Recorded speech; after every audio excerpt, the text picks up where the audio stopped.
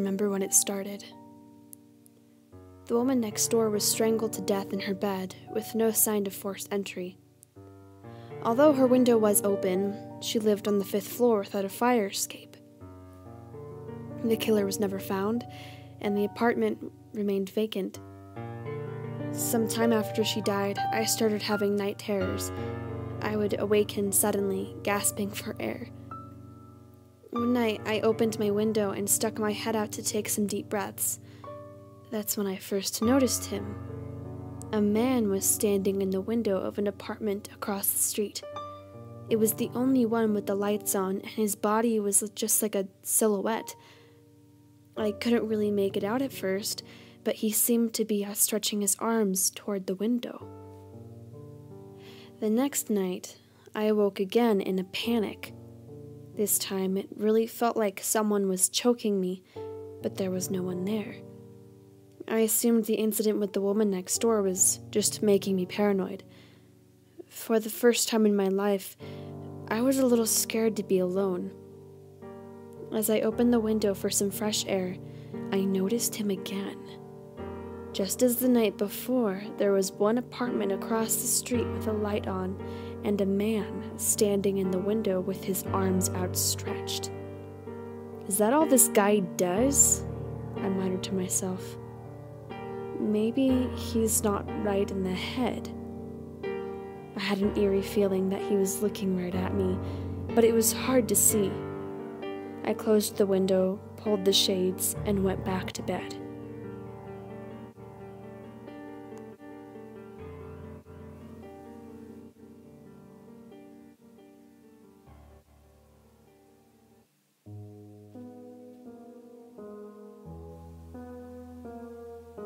I was getting curious about the man in the apartment across the street, so I bought some binoculars.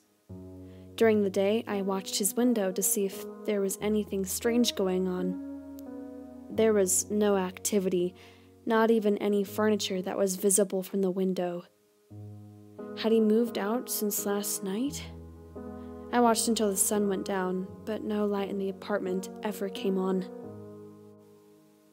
That night, I dreamt there was a man at my window. Like my late neighbor, I lived on the 5th floor and there was no fire escape. It was hard to see his face, but I could feel his eyes examining me. His presence was thick and suffocating, almost intoxicatingly so. I struggled to avoid his gaze as I ran to the window, attempting to close the shades. Before I could scream, he reached right through the glass and put his hands around my neck.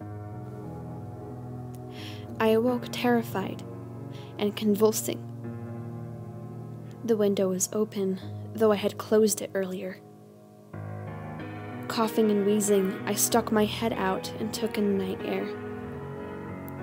It was unusually quiet, no cars on the road. Looking down at the street, there was a long stretch of light penetrated by a looming shadow. Reluctantly, I panned up to find the source. Again, there was one apartment across the street with a light on, and a man standing in the window with his arms outstretched. I grabbed my binoculars to get a closer look. Immediately, I was petrified. He was most definitely staring at my window, and his arms seemed to be reaching for me. I locked the window, pulling the shades, and hid under the blankets. Each night, I became more paranoid. I stopped looking out my window and kept it locked at all times with the shades drawn. Even so, I could feel him staring at my apartment. I thought about calling the police, but I still wasn't sure if it was all in my head. Then came that horrible night. As usual, I awoke in hysterics. My window was still locked, but the shades were up. I looked across the street, and the man with his arms outstretched had his window open. This was my chance. If he could hear me, maybe I could get a response out of him. "What are you looking at?" I shouted. But there was no reply. The man remained silent and motionless, his arms extended slightly beyond his open window. I thought he would at least be startled, but he showed no sign of acknowledgement. Why do you stand there every night? Still nothing. Just as I turned away, his light went out. I looked back to see if he was still standing there, but it was too dark. I slammed the window shut, locked it, pulled the shades, and turned on the TV. There was no way I was going back to sleep, or at least that's what I kept telling myself until I started to pass out. I couldn't help it, so I shut off the TV and climbed into bed.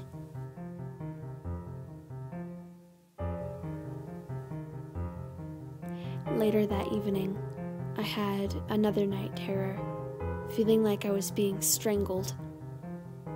The sensation didn't stop, however. This time, I really was being strangled. 2 real hands were clasped around my neck, attempting to squeeze the life out of me. As I struggled to break free, I tried to get a look at my attacker. I followed the arms, expecting them to lead to a body, but they just kept going. They stretched all the way to and through my open window. I couldn't believe it. Arms were reaching into my 5th-story window, all the way to my bed, and were choking me. I felt around, trying to wrestle away from the freakish extremities. Kicking and scratching didn't faze them, and the grip was so tight that it hurt to move. I reached out in desperation for the knob on the nightstand drawer as brittle nails dug into my skin. I managed to get it open, but trying to reach inside made the choking even more painful. Frantically, I felt around for anything sharp. I grabbed a pen and began stabbing the left arm with every ounce of strength in my body. I don't know how many times I stabbed it, but eventually it pulled back a little, removing the left hand from around my throat. I grabbed it, pulled it to my mouth, and bit down as hard as I could until I drew blood. The arm shook violently, trying to pull its hand from my jaws. Choking on blood, I unclenched my teeth. Both arms began retreating while I spit and gagged.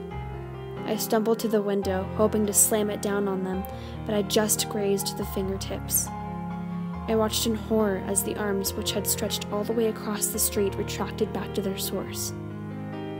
My heart stopped when I saw who they were attached to. They were his arms. I couldn't look away as the hideous limbs wobbled and whipped, returning to their normal length.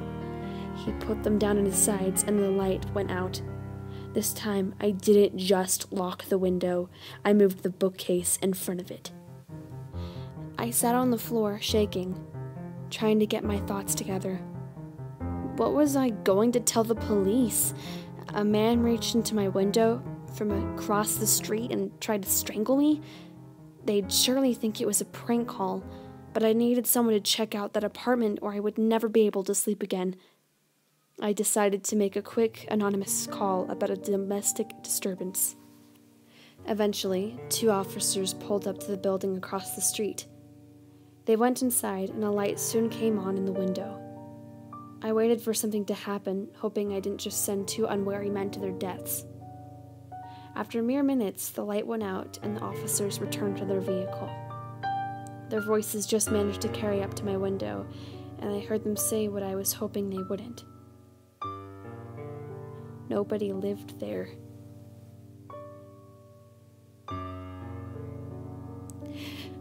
A few weeks later, I saw a moving van outside the building.